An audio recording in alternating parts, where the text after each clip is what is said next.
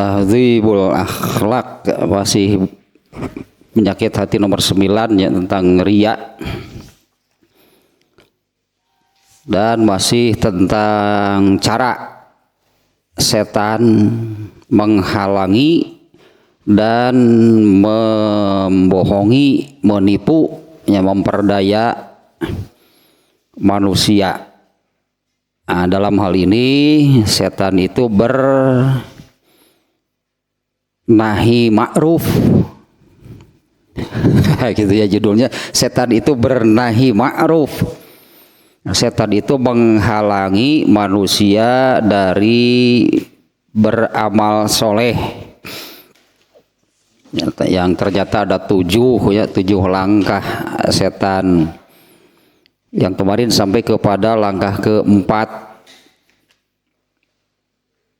Dengan apabila dijurus di langkah pertama setan kalah, maju dengan masuk lagi dengan langkah berikutnya, kalah lagi setan di jurus kedua, masuk lagi dengan jurus ketiga, kalah di jurus ketiga, masuk lagi dengan jurus keempat. Nah, kemarin sampai di sana, yaitu apabila di jurus ketiga kalah, di mana jurus ketiga itu setan menyetujui manusia untuk beramal soleh, tapi dengan memasukkan al-ajalah.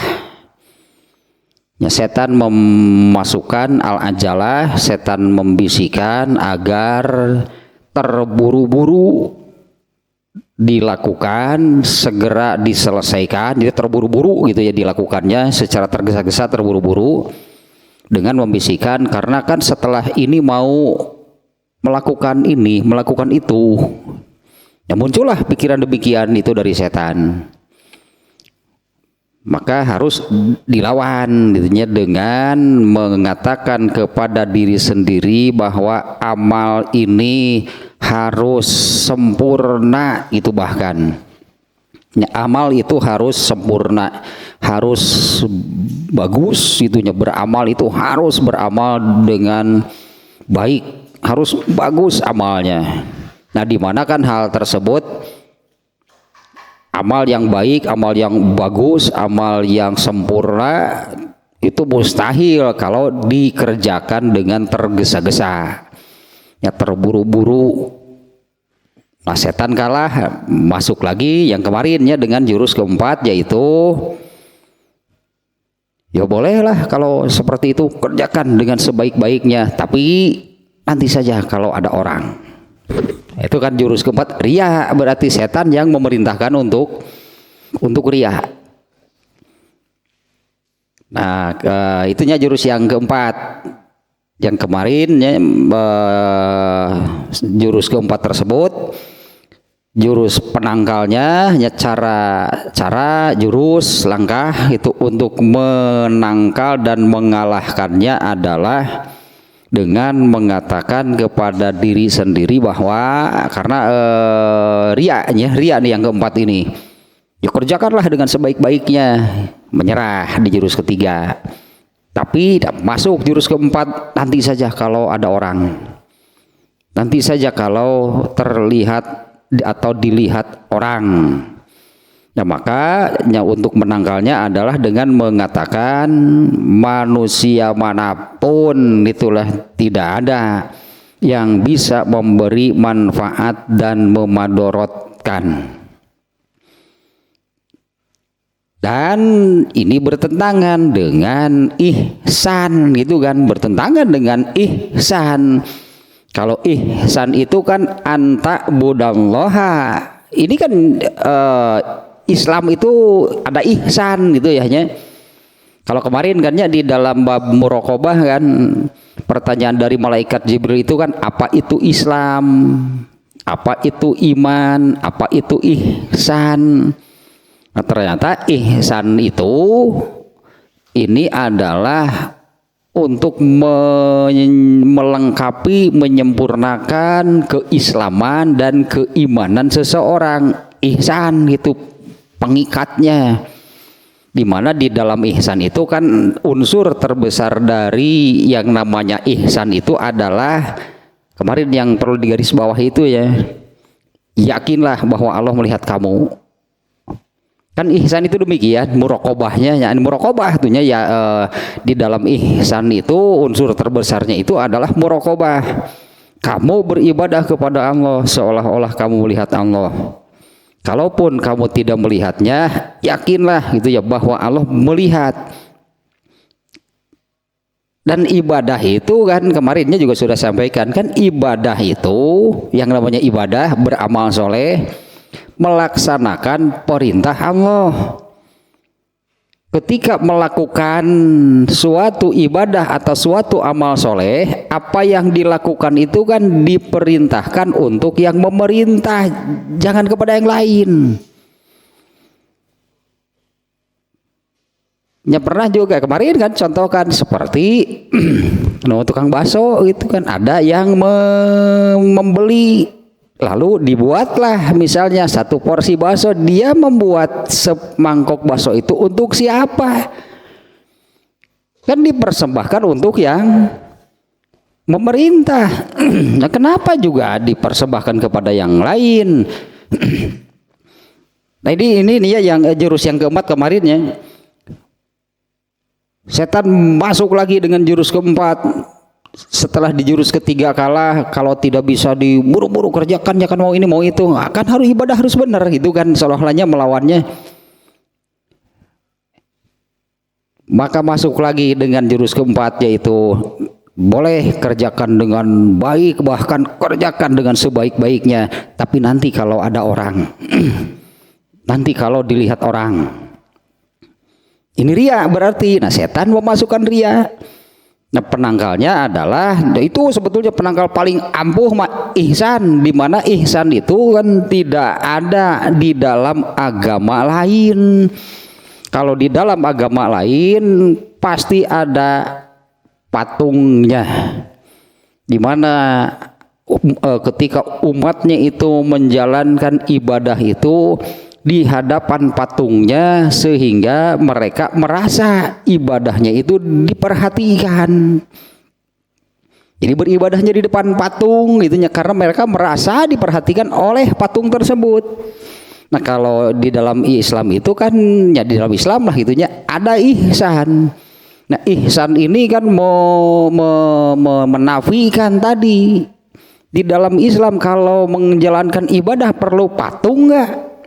Perlu simbol gak gitu yang merasa gitunya ibadahnya ini diperhatikan?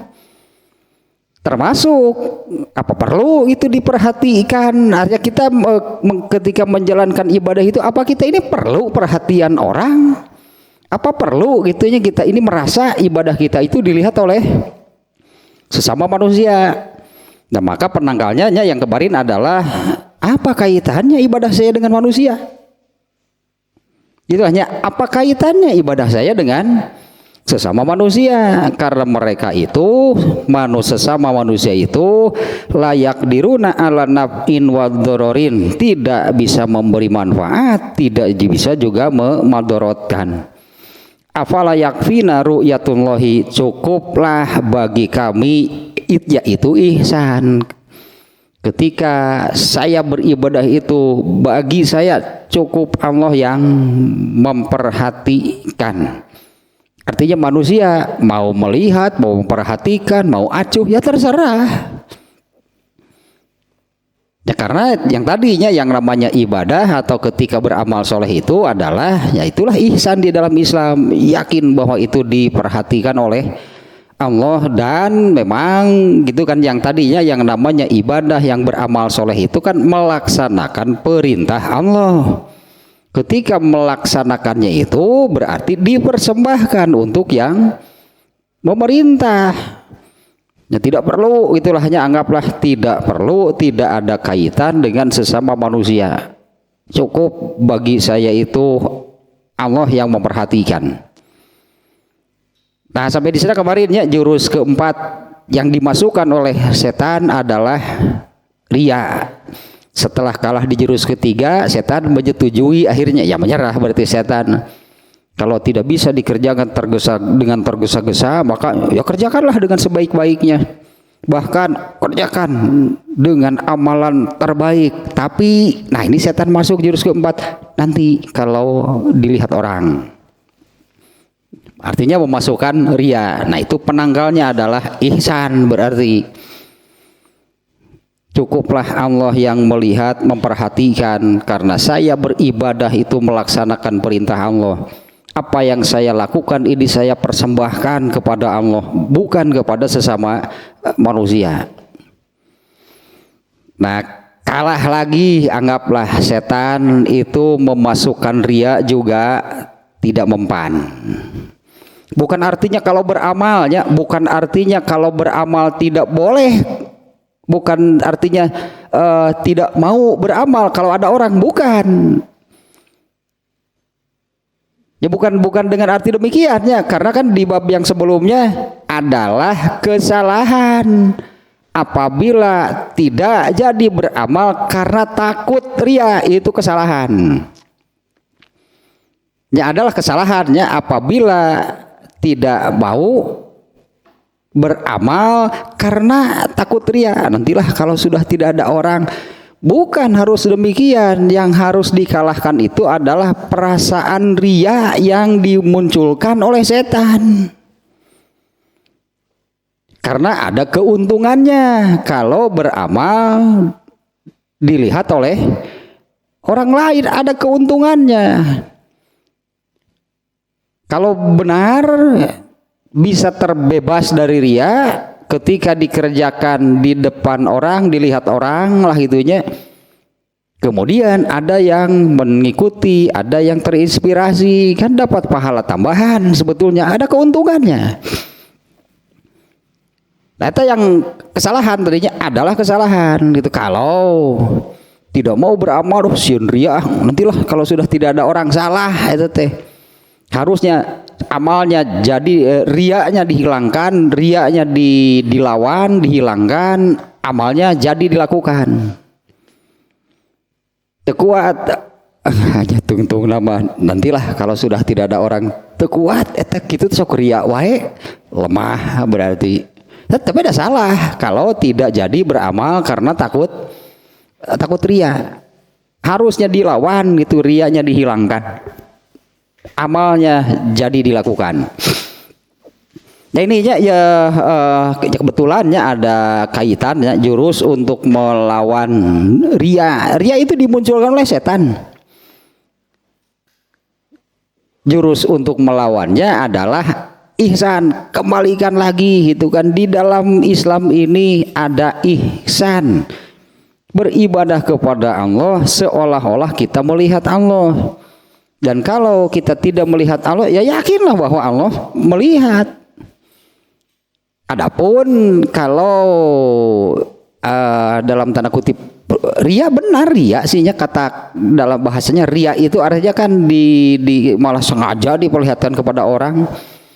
Itu dibolehkan kalau maksudnya memberi contoh, menginspirasi, memberi pelajaran. Nah apabila setan juga kalah di jurus keempat, artinya orangnya mampu gitunya, orangnya jadi melakukan iya di depan orang, iya jadi di amalnya dilakukan di depan orang banyak, tapi bersih dari ria, kalah berarti setan. Benar gitu, nanti kalau ada orang, iya saya lakukan di depan orang, tapi rianya tidak ada. Kan maksud setan itu ternyata riaknya gitu, karena dengan ria itu kan amal soleh malah menjadi dosa. Yang dilakukannya amal soleh tapi malah menjadi dosa karena melakukannya tidak ikhlas, tidak ihsan, berarti malah ingin malah ingin dilihat oleh sesama manusia dan mengharapkan mendapatkan keuntungan dari sesama manusia. Nah kalau setan kalah maka kemudian setan masuk lagi dengan langkah berikutnya untuk merusak sebetulnya ya. Karena dengan di langkah ketiga langkah ketiga itu kan setan merusak amalnya, artinya kan melakukannya dengan tergesa-gesa kan jadi rusak amalnya. Dilawan, saya harus beramal dengan amal yang bagus, dengan amal yang benar. Kalau bisa amalnya itu sempurna, itu setan berarti sudah kalah dalam merusak amal. Berarti amalnya kan selamat. Karena amalnya selamat, maka masuk ke dalam urusan rasa, urusan hatinya ria. Amalnya mau benar. Jadi langkah pertama amalnya akan langsung dihalangi. Wah, buat apalah beramal, tidak beramal. Kemudian yang kalau jurus pertama selamat, masuk lagi dengan di jurus kedua yaitu taswif, menunda-nunda. Ya Allah kerjakanlah tapi nanti, kan masih urusan beramal kan amalnya gitu ya. Dilawan, saya harus sekarang beramalnya karena nanti saya ini belum tentu masih hidup. Ya sok atulah, kalau tidak mau ditunda-tunda, kalau mau sekarang lakukan, tapi buru-buru karena kan mau ini mau itu. Ini kan masih tentang amalnya ya, terkait langsung dengan amalannya. Dikalahkan ternyata dengan mengatakan harus beramal, itu jurus ke-1. Jurus kedua harus sekarang, jurus ketiga harus sebaik-baiknya. 1, 2, 3 kalah setan. Itu terkait dengan amalannya. Nah sekarang masuklah ke dalam urusan ruhnya. Ke dalam urusan ruhnya, ruh ibadahnya, beramalnya dilakukannya dengan benar, tapi dimasukkan ria, kan benar amalnya. Bahkan orang yang ria mah amal sok hebat pisan, luar biasalah beramalnya gitu ya. Ketika beramal sendiri mah tidak sehebat, tidak sebagus lah. Tapi kalau sedang ria yang dilakukannya sedekah ge ari keur sasaha masa eutik tapi keur loba jelema mah tulis sanu keur sorangan nocengnya biasa. Dan ria mah gitu kan, justru kalau ria itu malah yang dilakukannya itu semakin hebat. Benar harus hebat, hilangkan rianya.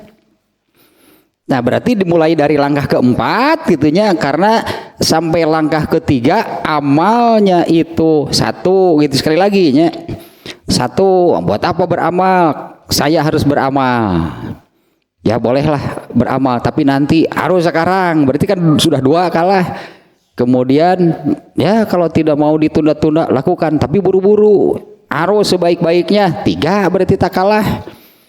Artinya amalnya jadi 1 jadi dilakukan, 2 saat itu juga, 3 sebaik-baiknya. Itu kan setan sudah kalah berarti di 3 langkah awal.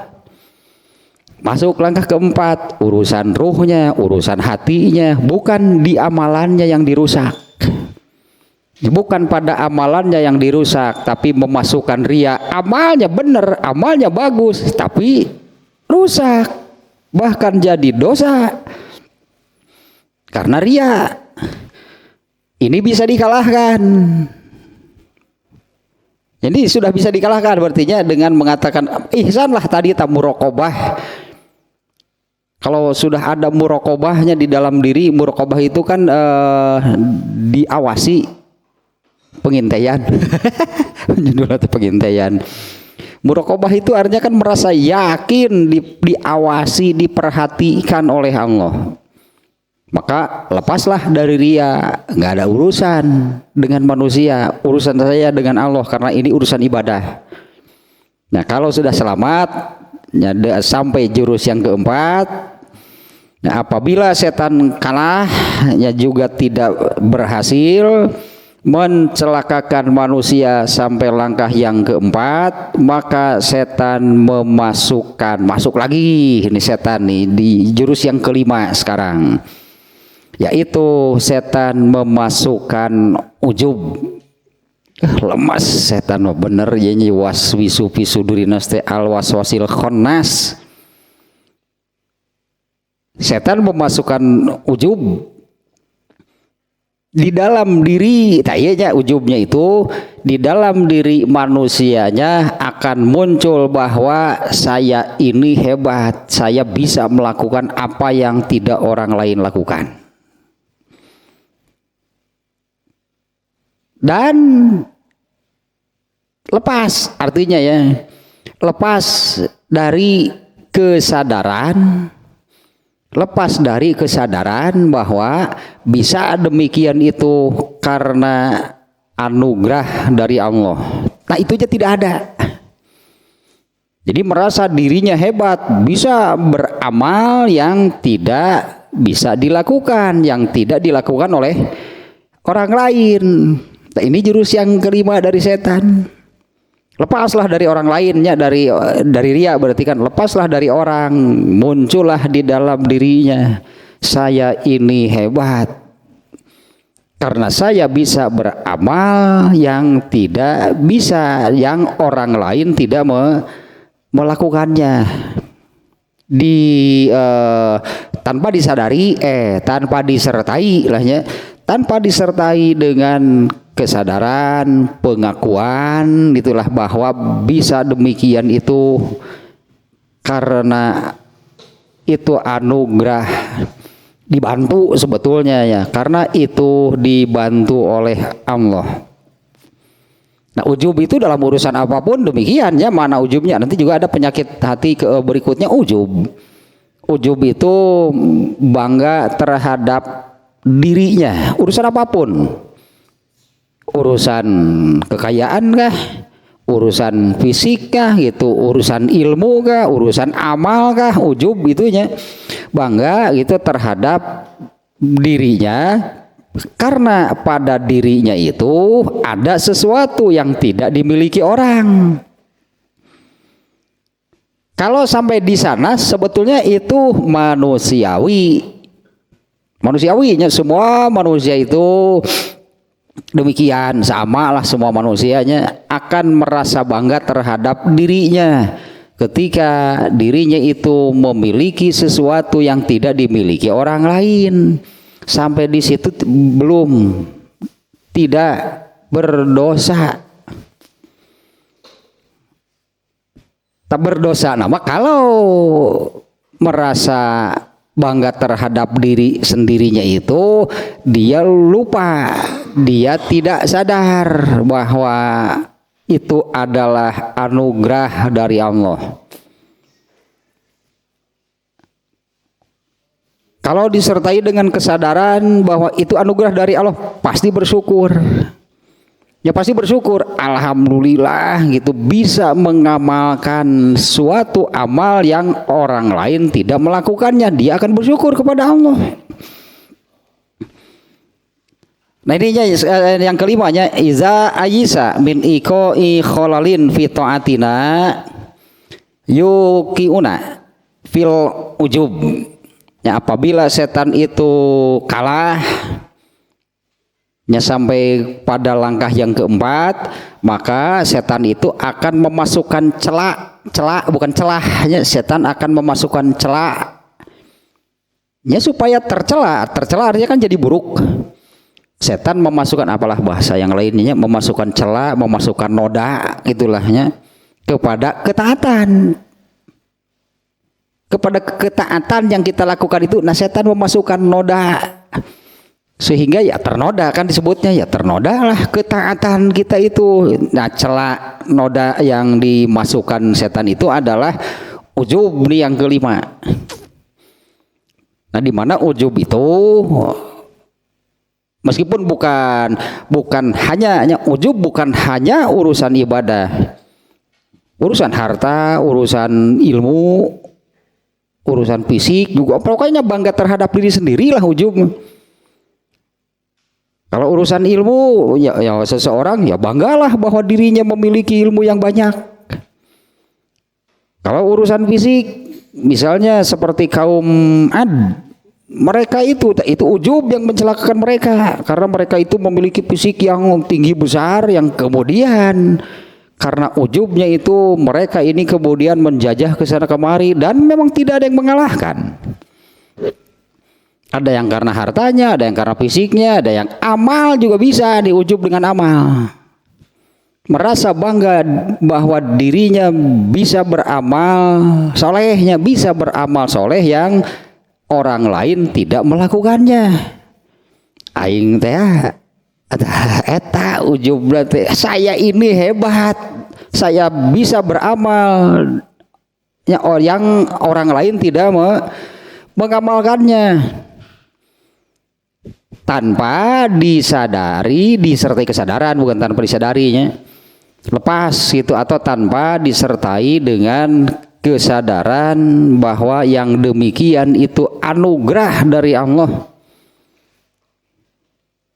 Karena segala-galanya kan sering saya sampaikan tentang hal ini. Ya manusia itu kan untuk taat kepada Allah tanpa bantuan Allah itu nggak bisa. Ya untuk taat kepada Allah tanpa bantuan dari Allah itu gak bisa. Justru kan hidayah terakhir eta. Kan hidayah terakhir itu kan itunya hidayatul maunah wa taufik. Maunah itu pertolongan dari Allah. Tanpa pertolongan dari Allah,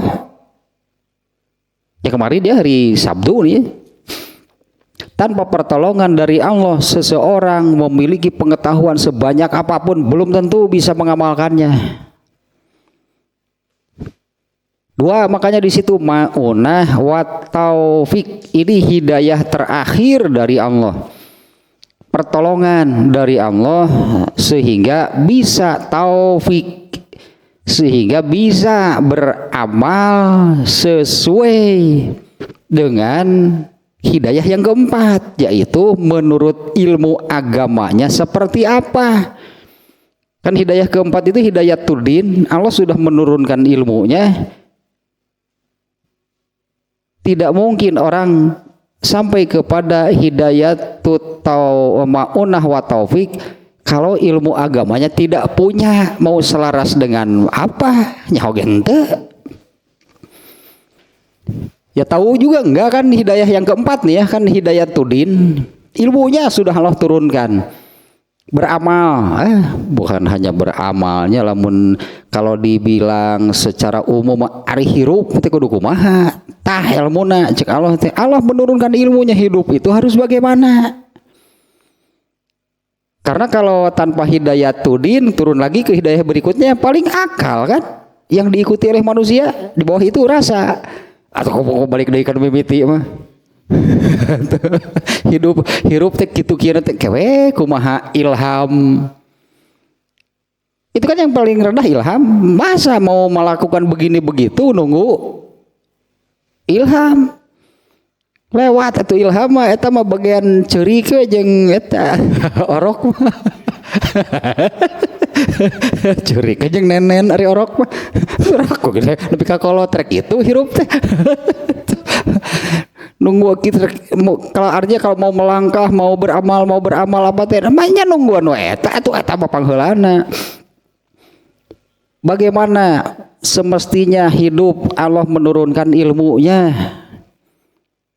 Tapi nah yang disebut taufik itu artinya bisa beramal sesuai dengan ilmu yang Allah turunkan. Artinya kan harus ilmunya dulu kan yang didapat.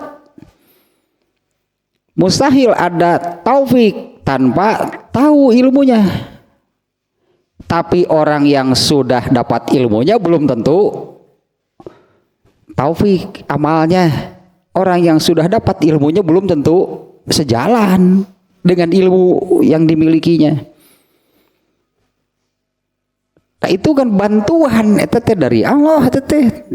Yang terakhir hidayatul maunah.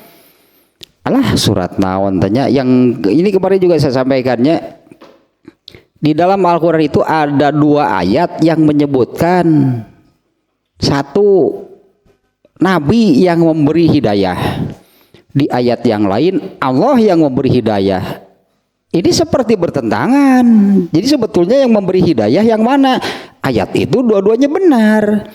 Kalau Nabi memberi hidayah itu hidayatuddin, karena yang menyampaikan ilmu itu adalah Rasulullah, bukan Allah langsung kan yang menyampaikan ilmu kepada manusia. tapi Nabi yang memberi ilmunya. Adapun hidayatul ma'unah wa taufik, nah ini yang langsung dari Allah ke dalam hati seseorang tanpa perantara meskipun seorang nabi. Ya, Rasulullah tidak bisa memberi petunjuk kepada siapa yang disayanginya bahkan. Contoh jelas kan Rasulullah tidak bisa memberi hidayah dalam arti hidayah taufik ya kepada Abu Thalib, kurang bagaimana sampai akhir hayat Rasulullah itu kan sampai talqin kepada Abu Thalib, ucapkan la ilaha illallah, nggak bisa. Tetap Abu Thalib memilih, saya akan tetap berada di dalam agama leluhur. Tapi kalau ilmunya Abu Thalib juga tahu banyak tentang Islam. Nah ini yang terakhir tadinya berkaitan dengan ujub dalam konsep hidayah yang barusan. Yang ujub itu merasa, dalam hal ini kan urusan amal nih ya. Dalam hal ini urusan beramal. Orang yang ujub dengan amalnya adalah orang yang merasa bangga karena dirinya bisa beramal yang orang lain tidak bisa melakukannya. Kebanggaan tersebut tanpa disertai dengan kesadaran bahwa bisa demikian itu karena nubiyatah, hidayah yang kelima. Allah memberikan hidayatul ma'unah wa taufik. Itu juga jadi dosa. Amalnya itu jadi dosa. Sama dengan ria, beramal kan jadi, tapi kalau ria dengan amal solehnya ini bukannya berbuah pahala tapi berbuah dosa. Kan ria itu kan demikiannya. Yang dilakukannya kan amal soleh, tapi apa yang didapat? Dosa. Karena selain ditujukan kepada Allah, dia tujukan juga kepada sesama manusia, atau malah untuk Allahnya nggak ada, malah seluruhnya ditujukan kepada sesama manusia, jadi dosa. Selamat dari ria, nah ini ujub. Jadi amal solehnya dilakukan juga tidak ria, muncul di dalam dirinya. Kalau ujub nggak ada kaitan dengan orang lain. Ujub itu merasa takjub, merasa bangga, bahasa gitunya, merasa bangga terhadap dirinya. Kalau dalam pembahasan sekarang ini, karena bisa beramal yang orang lain tidak bisa melakukannya. Perasaan merasa bangga karena dirinya bisa beramal demikian tanpa atau tidak disertai dengan kesadaran bahwa bisa beramal seperti itu karena hidayatul ma'unah wa taufik, karena dibantu oleh Allah. Dia menafikan peran Allah, gitulahnya. Dia menafikan peran Allah. Seolah-olah dia ini memiliki kemampuan yang luar biasa sehingga bisa beramal. Dengan beramalnya itu jadi dosa. Dengan beramalnya itu dia jadi dosa. Karena kan munculnya ujub ini penyebabnya dia beramal kan, yang menyebabkan munculnya ujub di sini kan dengan amal yang dilakukannya, maka rusak juga amalnya. Dengan amalnya itu dia menjadi dosa karena dari amal yang dilakukannya itu berlanjutnya ke ujub. Ya, dengan amal yang sudah dilakukannya itu lanjutannya itu ke ujub. Menafikan peran Allah tak ujub. Kalau merasa bangganya itu manusiawi. Boleh kalau seseorang merasa bangga dengan apapun, boleh, silahkan. Tapi harus disertai dengan bahwa ini adalah anugerah dari Allah. Lanjutannya pasti bersyukur, bukannya hanya sebatas merasa merasa bangga, menafikan peran Allah, menafikan bantuan Allah, merasa bahwa dirinya itu betul-betul punya kemampuan, punya kehebatan yang tidak dimiliki orang lain. Nah, lanjutin lagi nih dari sini nih. Dan menangkalnya adalah milik Allah lah. Apa namanya tadi milik Allah lah itunya, kekuatan milik Allah lah, kekuatan sehingga saya bisa beramal demikian, atau karena hidayatul ma'unah wa taufik dari Allah, bukan semata-mata kehebatan saya sehingga bisa beramal demikian. Bukan sama sekali, artinya bukan sama sekali karena kehebatan saya. Ini karena ada pertolongan, ini karena anugerah, disebutnya itu adalah anugerah, itu kenikmatan dari Allahnya yang berupa hidayatul ma'unah wa taufik sehingga bisa beramal soleh. Bahkan ini kan sudah sampai di langkah yang kelima. Langkah pertama selamat, langkah kedua selamat, ketiga selamat, keempat selamat, kelima nah ini juga harus selamat. Jadi langkah yang kelima ini juga harus selamat. Bolehnya berbangga, tapi harus disertai bahwa ini karena bantuan dari Allah. Allah memberikan kenikmatan, tah bantuan etet itu adalah kenikmatan. Kalau misalnya tadi urusan fisik misalnya, urusan fisika, urusan harta kah, urusan apalah itunya, yang Allah anugerahkan kepada seseorang yang tidak Allah anugerahkan kepada yang lain. Nah, yang mendapatkan anugerah tersebut itunya tidak boleh merasa bahwa ini karena hasil kerja keras saya, ini karena saya menepika tuh sare pan bisa kieu teh. Itu yang menafikan peran Allah teh. Daleuwih ti kitu ge, kalau Allah tidak mengizinkan mau apa? Itu kan sebetulnya kalau Allah tidak mengizinkan, anggapnya sebutannya kalau Allah tidak mengizinkan apa bisa terwujud? Ini kan yang diajarkan oleh Allah, la mani'a lima a'taita. Tidak ada yang bisa menghalangi kalau Allah sudah menghendaki. Wala mu'tiya lima mana'ta, dan tidak ada yang bisa mewujudkan kalau Allah tidak menghendaki. Nah, ini yang tidak boleh dilupakan manusia. Karena manusia itu la haula wala quwata illa billah, termasuk beramal soleh. Nu bieu tah eta teh untuk beramal soleh mah. Bisa beramal soleh itu karena berarti Allah sudah memberi hidayatul ma'unah wa taufik. Itu ada ayatnya yang dua tadinya, ada yang menyebutkan Rasulullah yang memberi hidayah, ada juga yang menyebut Allah. Ini tidak bertentangan. Kalau Rasulullah SAW dikatakan yang memberi hidayah, itu hidayatuddin atau ilmunya yang Rasulullah berikan kepada orang lain. Adapun untuk taufik, bisa beramal sesuai dengan ilmu yang Allah turunkan, nah itu pertolongannya disebutnya langsung dari Allah ke dalam hati seseorang tanpa perantara. Dan itu anugerah besar gitulah. Itu anugerah besar.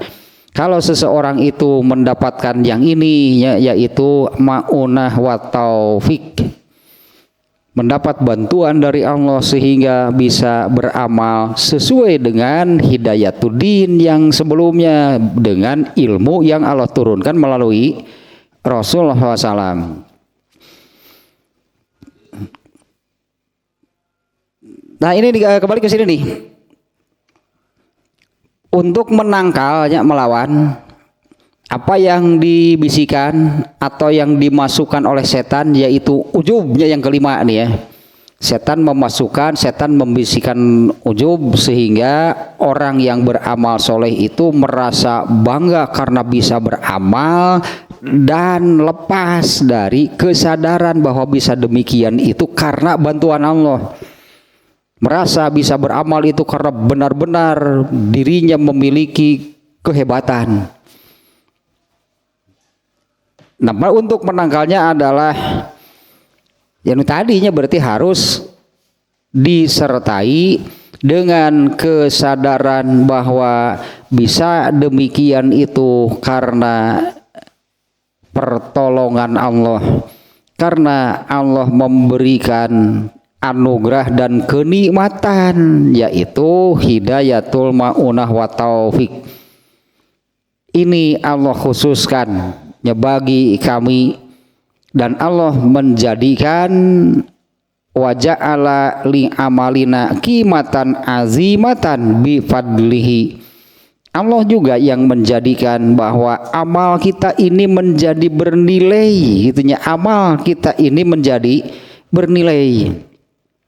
Yang pertama tadilahnya ma'unah wa taufiknya.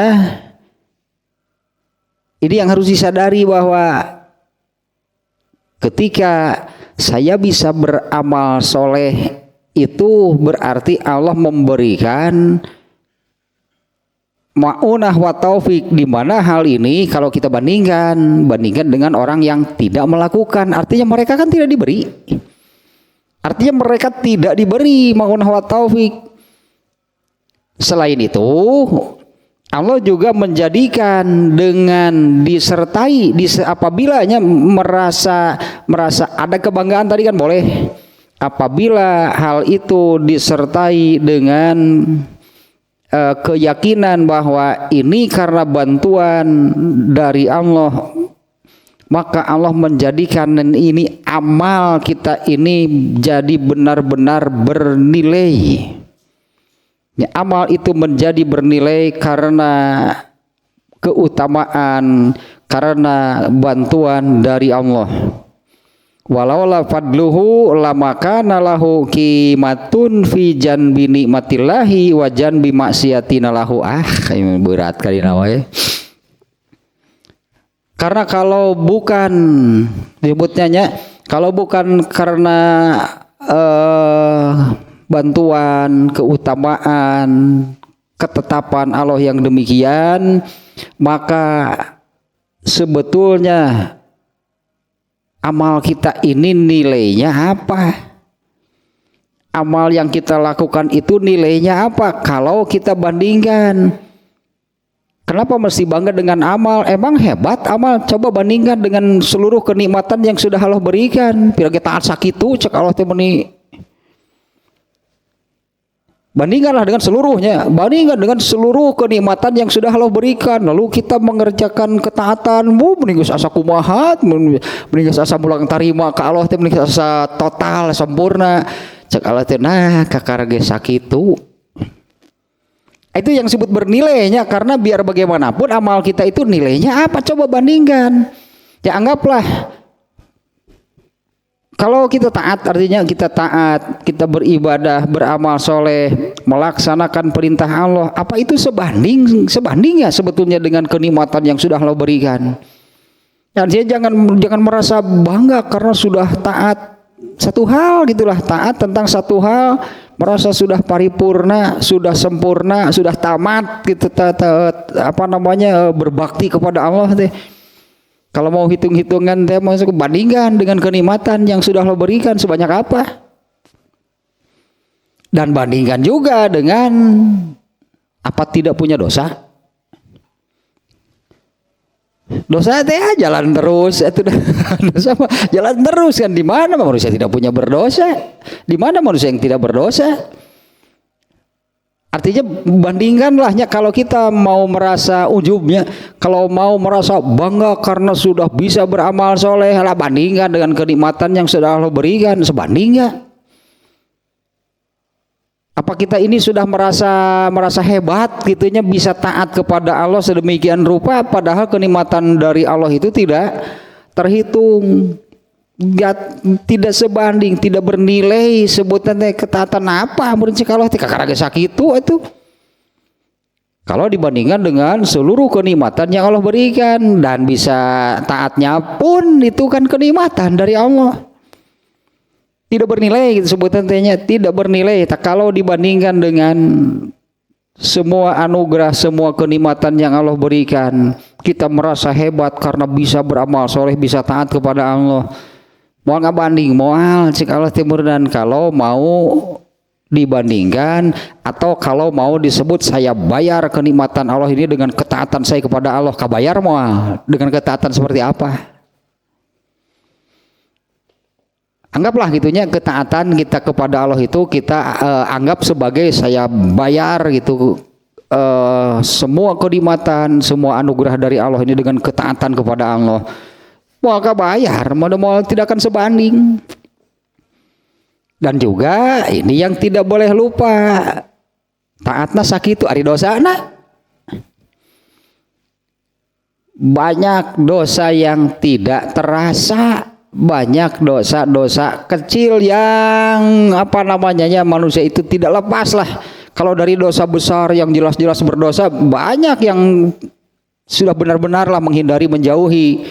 Tapi tetap kan manusia itu punya dosa. Nah artinya ini dari dosa-dosa yang kecil. Jangan-jangan dosa yang kecilnya ini banyak dan juga tidak sebanding dengan ketaatan yang hanya sekian. Artinya pantas nggak seseorang itu ujub dengan amalnya? Kalau dikatakan demikian, ya anggaplah ketika beramal itu sebagai bentuk ketaatan kepada Allah. Anggaplah bahwa ketaatan ini saya katakan tadi bahwa saya bayar gitunya semua anugerah, semua kenikmatan dari Allah itu dengan ketaatan saya kepada Allah. Terbayar nggak? Jauh teuing itu ketaatan maka karena seberasiki, sementara kenikmatan dari Allah itu tidak terhitung. Dan satu hal lagi itunya, biar bagaimanapun ini yang tidak boleh lupa dan lalai bahwa yang namanya manusia pasti berdosa. Bisa jadi taat takara sakitu dosanya sebetulnya lebih banyak. Ya bisa jadi kan ya demikiannya, bisa jadi ketaatannya hanya sekian, justru dosanya malah lebih banyak. Jadi apa sih nilainya? Bernilai nggak ketaatan yang sekian kalau dibandingkan dengan dosanya yang lebih banyak? Kan juga enggak. Ini berartinya ini jurus kan ya? Ini jurus, ini cara untuk supaya selamat dari ujub. Jangan ujub dengan amal. Kenapa? Bandingkan dengan kenikmatan yang sudah Allah berikan. Mending orang hebat beramal sakitu ge. Ini merasa hebat beramal sekian sedemikian rupa, padahal kenikmatan dari Allah itu tadi di dalam kitab ini ya diarahkannya demikian, ya seperti barusan. Jangan merasa ujub dengan amal, dengan alur yang seperti barusan. Anggaplah kita beramal itu untuk membayar, gitunya anggapnya. Untuk membayar anugerah kenikmatan yang Allah berikan kepada kita, lalu kita bayar itulah dengan ketaatan beramal ya, dengan ketaatan kepada Allah, dengan beramal soleh seperti yang Allah perintahkan. Nah itu yang tidak akan sebanding, itu yang tidak akan sebanding. Nah maka akhirnya di dalam kitab ini kemudian ya dimunculkanlah ayat surat Ibrahim ayat 34. Wa in ta'uddu nikmatallahi latuhsuha. Jika kalian mau menghitung-hitung kenikmatan yang telah Allah berikan kepada kalian, latuhsuha, pasti tidak akan bisa menghitungnya. Belum satu lagi tadi tentang hal dosa. Kan jangan-jangan ya dengan dosa yang tidak terasa nih. Ini untuk menghindarkan, ini untuk selamat, maksudnya kan untuk terhindar, untuk selamat dari ujub dengan amal yang sudah dilakukan. Kenapa pasti merasa hebat? Karena sudah beramal sedemikian rupa. Apa dia tidak sadar gitu bahwa manusia itu tetap saja berdosa, dan jangan-jangan itu ternyata dosanya ini masih lebih banyak daripada amal soleh yang dilakukan. Apa sih kebanggaan dengan beramal soleh? Tuh, ternyata dosanya lebih banyak, tidak bisa menghapus dosanya karena jumlahnya lebih banyak. Justru itu yang akan menjadikan lepas, terbebas dari ujub, justru itu yang akan menjadikan amalnya itu bernilai. Lepas dari ujub itu kalau boleh tadinya sampai kepada merasa bangga bahwa saya bisa beramal demikian, ya boleh, silahkan. Tapi harus disertai dengan kesadaran bahwa ini adalah bantuan dari Allah. Maka bukan ujub yang muncul, tapi bersyukur. Berarti kan kenikmatannya ditambahkannya dengan bisa beramal soleh gitu, ditambah nanti kan kenikmatan menurut ayat ini ketika hitunglah kenikmatan dari Allah mah. Anggaplah ya Allah saya ayah cek orang kumaha tuh. Dan ini pun karena bantuan Allah juga saya bisa beramal. Nah itu yang Allah suka. Kalau dianggap sebagai saya bayar nih kenikmatan yang Allah berikan itu dengan ketaatan, takabur sekali. Karena dia beramal sakit itu, benar gitu? Nya, ayatna inta udu nikmatallahi latusuha. Kakara ngejeblag rata. Cek Allah jika kamu menghitung-hitung kenikmatan dari Allah, kamu tidak akan bisa menghitungnya. Sementara ketaatan kamu sok orang hitung. Cek Allah teh. Kakarage tiru jendil na meniriwe. Kakarage taat sakitu meniru asa hebat. Ini nih di kitab ini ya dimunculkan nih ayat ini, in ta'uddu nikmatallahi latusuha, itu kaitan dengan ujub. Karena ujub ini tadi malah merasa bangga, dia lupa bahwa bisa demikian itu karena itu anugerah, itu keutamaan, itu kenikmatan dari Allah, kan ditambah sebetulnya kan kenikmatannya.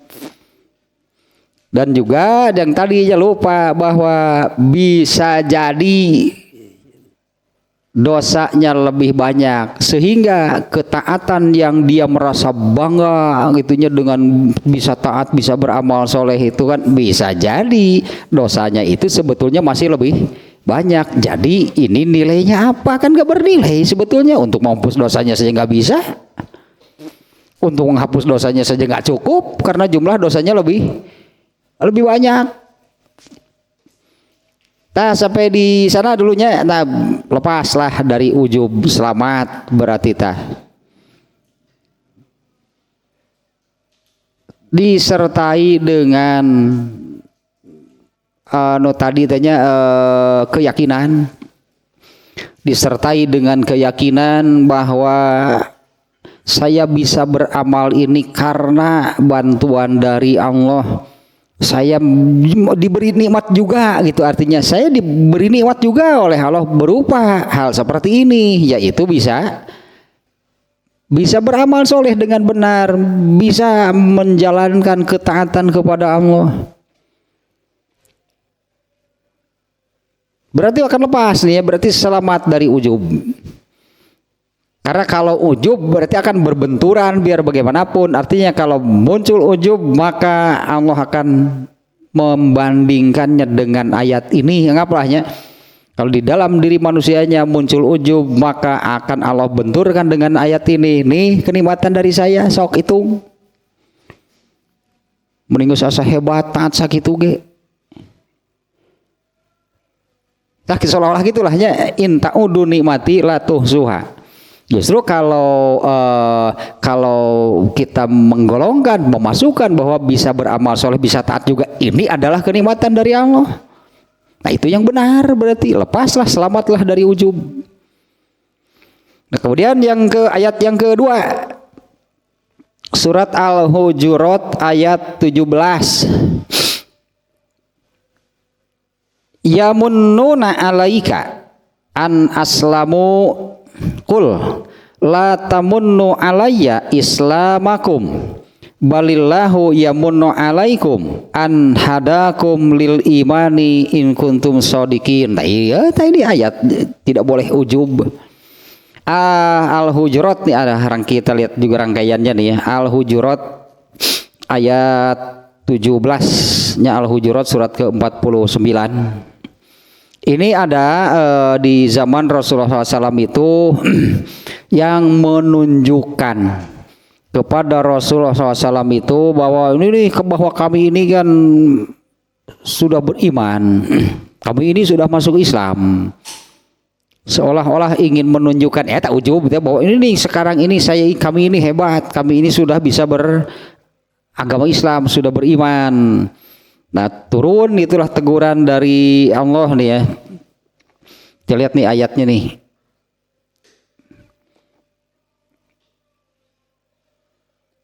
Dari ayat 15 sih rangkaiannya nih ya. Nah, kalau ayat 17-nya yang barusan nih ya, mereka merasa berjasa. Mereka merasa berjasa kepadamu dengan keislaman mereka. Kita merasa berjasa, artinya merasa hebat. Kami ini merasa berjasa, kami ini merasa hebat dengan ini bunyi ayatnya seperti ini ya. Yamunnuna alaika an aslamu. Mereka merasa berjasa karena mereka telah berjasa kepadamu dengan keislaman mereka. Katakanlah, la tamunnu alayya islamakum. Janganlah kalian merasa berjasa kepadaku dengan keislaman kalian. Sebenarnya, nah ini yang benar itunya, yang lepas dari ujub itu yang seperti ini. Sebenarnya Allah yang melimpahkan nikmat kepada kalian dengan menunjukkan kalian kepada keimanan, bukan untuk dijadikan kebanggaan. Kami ini merasa berjasa, artinya ini ada satu kaum nih di zaman Rasulullah itu ada satu kaum yang merasa dia sudah berjasa karena dengan keislaman mereka. Nah, ini teguran dari Allah, ya, katakanlah kepada mereka, janganlah kalian merasa berjasa berjasa kepadaku. Janganlah kalian merasa berjasa kepadaku dengan keislaman kalian. Sesungguhnya Allah lah yang telah melimpahkan nikmat kepada kalian dengan menunjukkan kalian kepada keimanan. Ini kan maknanya benang merahnya kan sama. Janganlah merasa bangga dengan beramal soleh seolah-olah menunjukkan saya kan sudah taat kepada Allah. Lah cek Allah tetap ngerasa hebat atau gitu mah. Itu kan karena Allah memberi tadi al-maunah wa taufik. Dipas nih ya, ini dalilnya nih ya. Janganlah kalian merasa berjasa. Janganlah kalian merasa berjasa kepadaku dengan keislaman kalian. Nah, kalau yang tadinya janganlah kalian merasa sudah berjasa, sudah hebat itu kepada Allah dengan seolah-olah mengatakan saya sudah membayar kenikmatan yang Allah berikan itu dengan ketaatan. Makanya tadi dimunculkan ayat, emang ketaatan kamu itu sebesar apa, sampai di mana, apa itu cukup untuk membayar kenikmatan yang Allah berikan?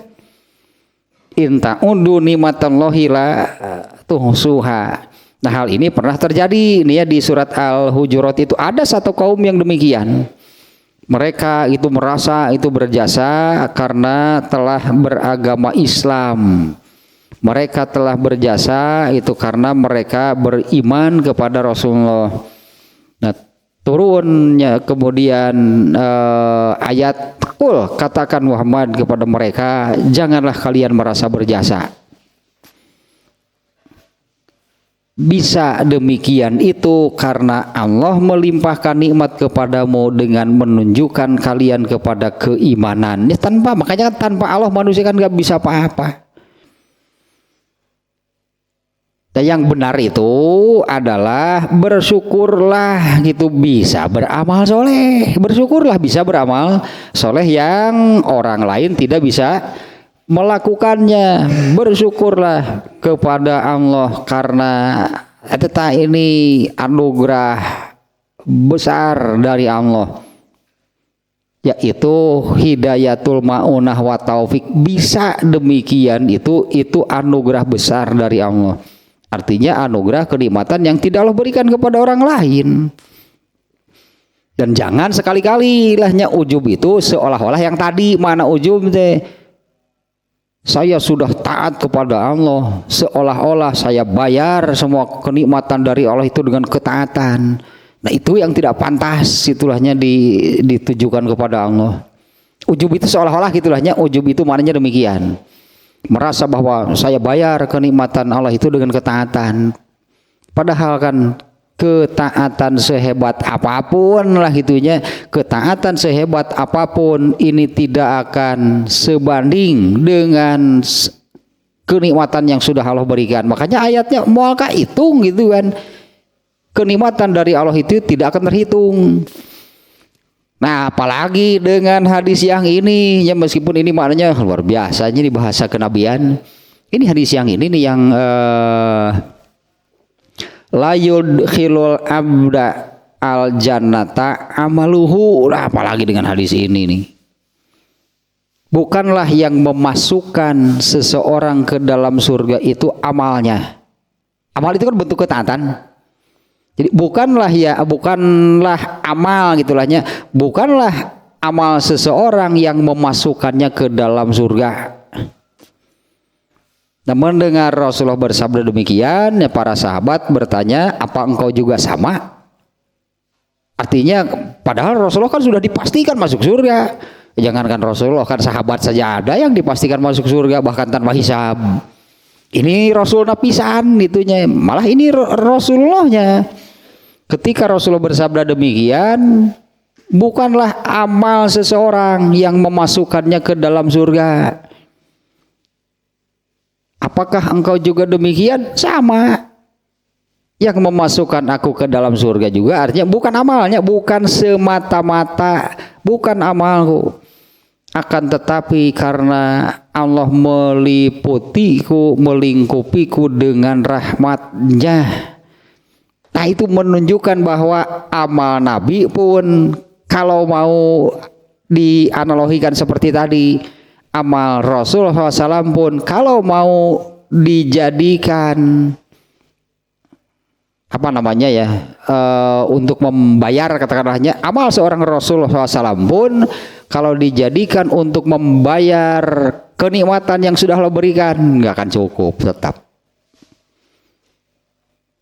Ya, amal seorang nabi pun ya kalau dianalogikan demikian lahnya, kalau ketaatan amal Rasulullah SAW pun kalau itu dijadikan untuk saya bayar gitulah semua kenikmatan Allah dengan ketaatan, amal seorang Rasulullah pun nggak akan cukup untuk masuk surga. Tapi di dalam hadisnya itu kan apakah engkau juga sama aku yang memasukkan aku ke surga juga bukan amalku, akan tetapi Allah meliputiku, melingkupiku dengan rahmat-Nya.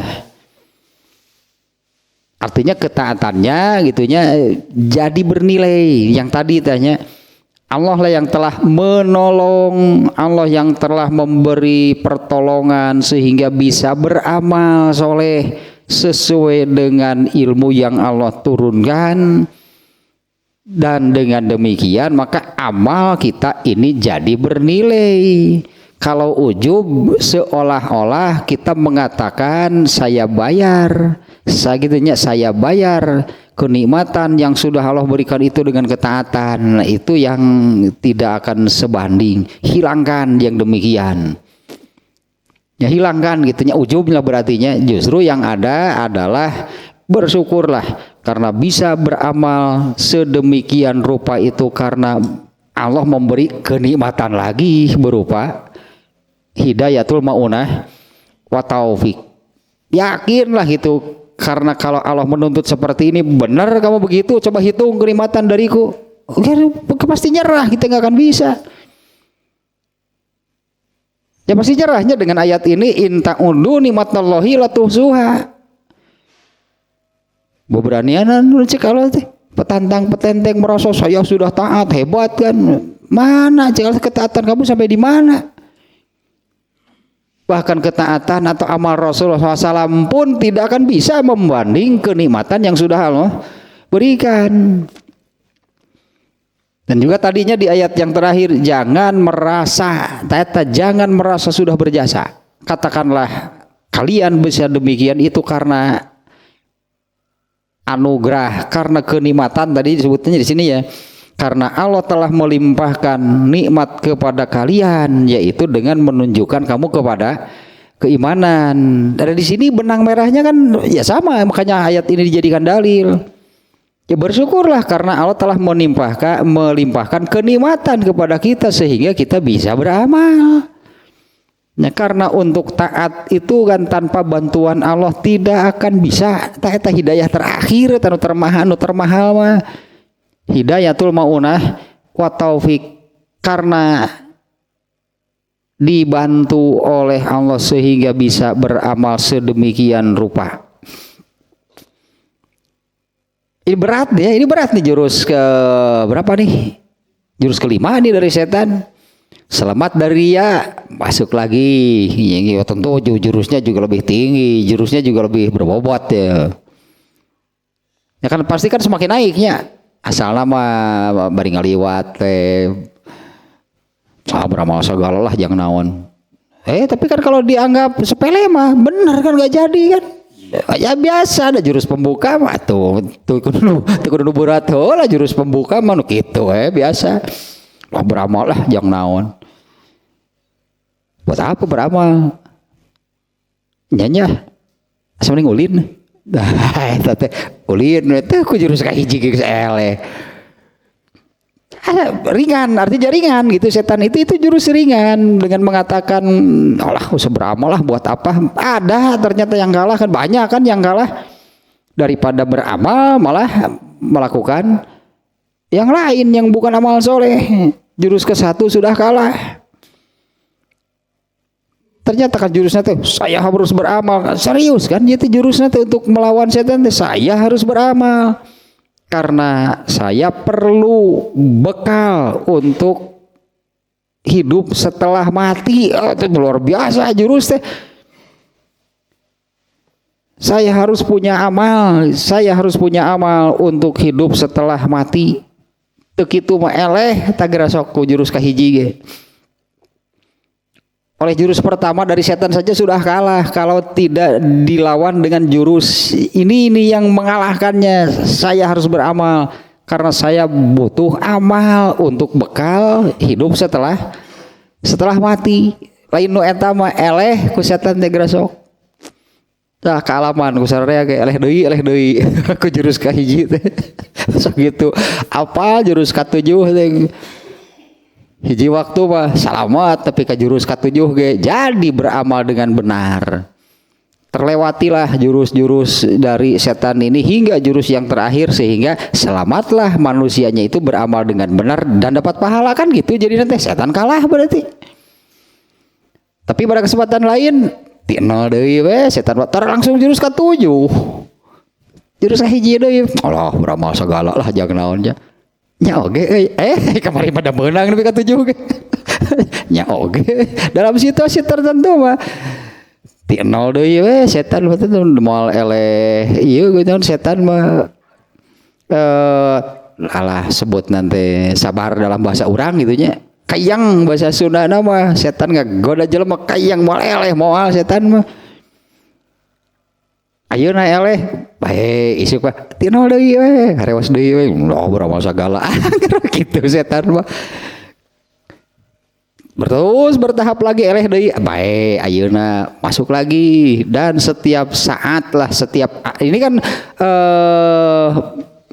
bagian keduanya dari prinsip setan amar munkar nahi ma'ruf ta bagian ieuna ya nahi ma'rufna ayeuna mah setan itu menghalangi isinya nahi ma'ruf itu intinya menghalangi manusia untuk beramal karena kalau tidak beramal tapi celaka. Karena kalau tidak beramal itu pasti celaka. Nah, ternyata kan manusianya mau juga beramal. Kayak kumaha ya nyilaka kenana, karena manusianya ini tetap mau beramal nih. Bagaimana mencelakakannya? Nah, masukkanlah, soklah beramal, tapi nanti. Harus sekarang, soklah, tapi buru-buru. Karena aku seup. Buru-buru pada gitu. Ruksak amalnya, pokoknya jadi cilaka, meskipun jadi beramal. Tak terus sampai ke sini nih. Selamat beramalnya dengan benar, tapi kemudian setelah selesai beramal, setan memunculkan ujub. Padahal setan kita yang menghembuskan nanti hebat, maneh bisa beramal. Tete muncul seolah-olah aing teh jangan gitu, gue gitu loh. Gue nyas ya setan teh beringan tumeng teh di jurus kalima geuningan teh dimunculkan ujub, merasa dirinya hebat bisa beramal seolah-olah benar-benar karena kemampuan dirinya. Tak salah nanti.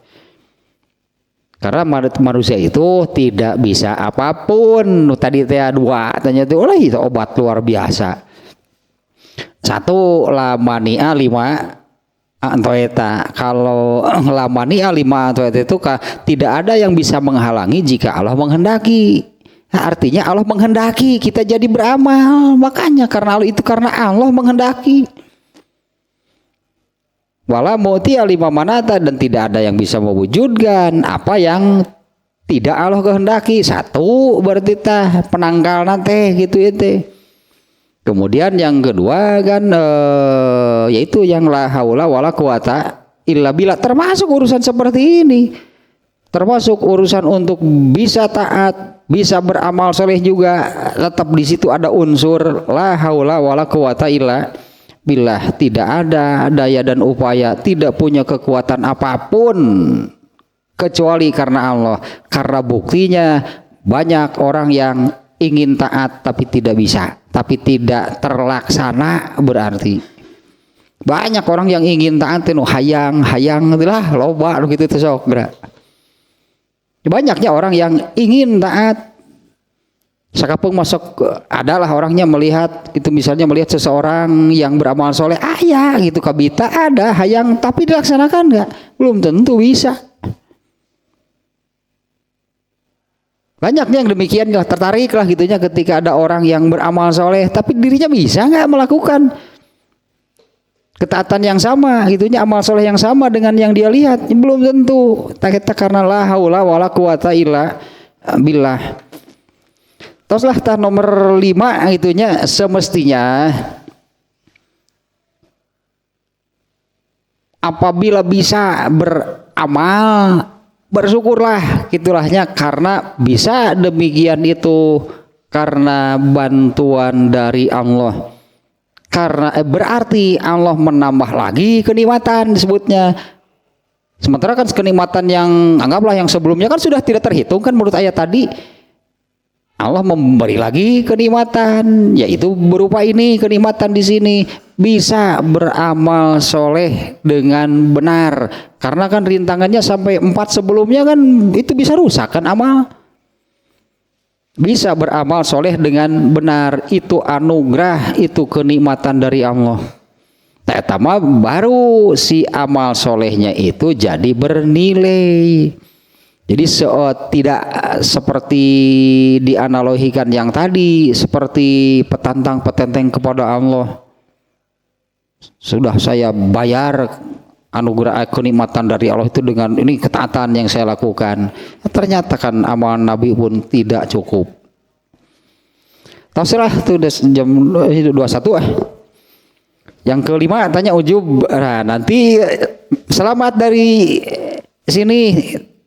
Nah, masih ada 2 lagi, lebih berat lagi, lebih sulit lagi untuk dihadapi nih oleh manusia nih. Nanti yang keenam itu setan memasukkan riya khofi. Kalau riya jali, riya yang nyata, yang jelasnya itu, yaitu yang di jurus keempat tadi. Soklah lakukan, tapi nanti kalau ada orang. Itu di jurus yang keempat. Kalau ria jali disebutnya atau ria sajanya menyebutnya yang demikian. Nanti yang keenam ria khafi. Setelah selamat dari yang ujub tadi, setelah selamat dari ujub, setan masih ada dua lagi senjatanya.